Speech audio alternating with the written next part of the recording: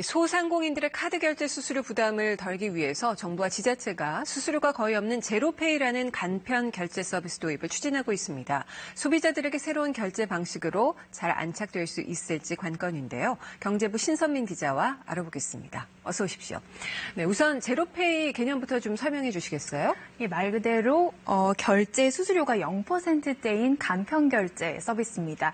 요즘에 무슨 페이처럼 간편 결제 서비스 많이 쓰시죠? 네. 지난 1분기에 우리나라 사람들이 이런 서비스를 하루 평균 300만 건 이용을 했다고 합니다. 네. 이 제로페이도 이런 간편 결제 서비스 중 하나로 보시면 되겠습니다. 네. 이 방식은 이렇습니다. 이 화면 보시는 것처럼 이 모바일 기기로 판매점에 설치된 이 QR코드를 찍습니다. 그러면 이 미리 등록된 은행 계좌에서 판매점주 계좌로 돈이 바로 이체되는 그런 방식입니다. 네.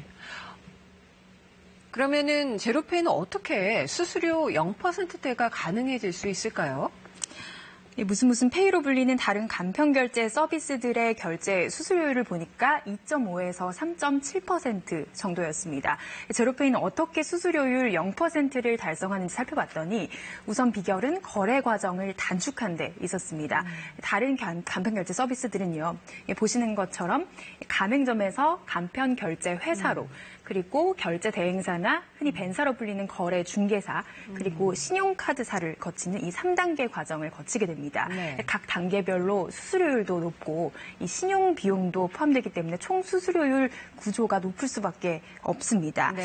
하지만 이 제로페이는 내 은행 계좌에서 돈이 바로 빠져나가는 방식이죠. 중간 결제 단계가 생략되는 방식인 겁니다. 네. 그러면 계좌 이체 수수료는 어떻게 드느냐 궁금하실 텐데요. 네. 이 서울시 제로페이의 경우 시중은행 11곳이 이 상생 차원에서 이체 수수료를 면제해주겠다고 나섰습니다. 그렇군요. 이 제로페이 도입에 대한 반응은 어떤지 소상공인들의 반응이 특히 궁금한데요. 일단은 환영한다는 입장입니다. 이 최저임금 인상으로 인한 인건비 상승 등으로 인해서 살림이 팍팍한데 이 결제 수수료라도 줄었으면 좋겠다는 겁니다. 네. 서울 종로에서 작은 음식점을 운영하는 한 그 음식점 주를 만나봤는데요. 네. 이 제로페이 도입을 앞두고 모바일 직불 단말기를 설치한 분입니다. 인터뷰 잠시 보실까요? 네.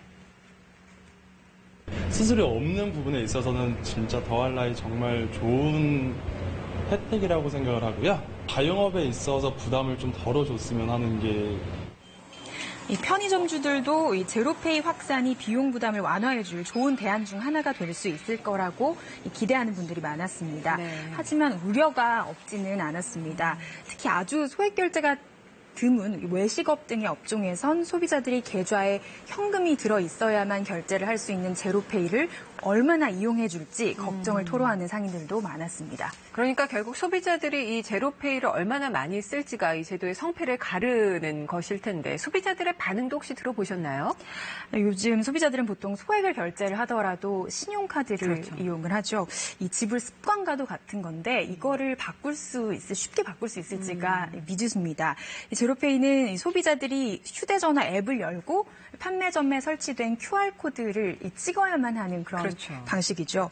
이 보통 통신사 할인 혜택 등을 위해서 이 휴대전화 앱을 여는 것도 귀찮아서 안 하는 경우가 많은데 그러게요. 과연 이게 빨리 익숙해질 수 있을지가 관건이라는 겁니다. 네. 제로페이 방식을 이용해본 소비자 반응 한번 들어보실까요? 네.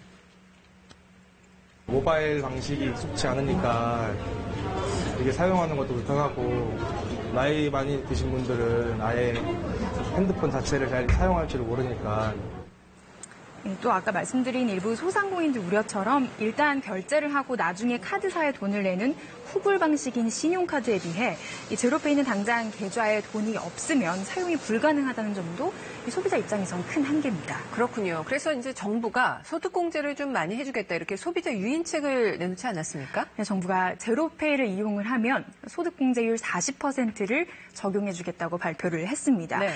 그런데요, 현재 소득공제율 15%에 불과한 이 신용카드 사용액이 30%가 적용되는 체크카드 사용액 보다 이 4배나 더 많습니다. 이 40%의 소득 공제율이 이 소비자들을 끌어들일 수 있는 무기가 될 수 있을지는 아직 더 지켜봐야 하는 그런 상황인 겁니다. 여기에 신용카드는 각종 가맹점 할인, 포인트, 할인 혜택 등도 많죠. 이 소비자들이 이것들을 쉽게 포기할 수 있을지 이런 것도 따져봐야 될 문제입니다. 이에 서울시 등에서는 이 제로페이 결제 앱에 교통카드 기능을 탑재를 하거나 민간 모바일 결제 플랫폼 등과 연계를 해서 할인이나 선물 이벤트 등 혜택 제공을 모색 중인데요. 네. 결국 이 제로페이 안착을 위해선 정부가 소비자 결제 습관을 바꿔줄 다양한 유인책들을 얼마나 개발할 수 있을지가 관건인 것으로 보입니다. 그렇습니다. 오늘 소식 잘 들었습니다.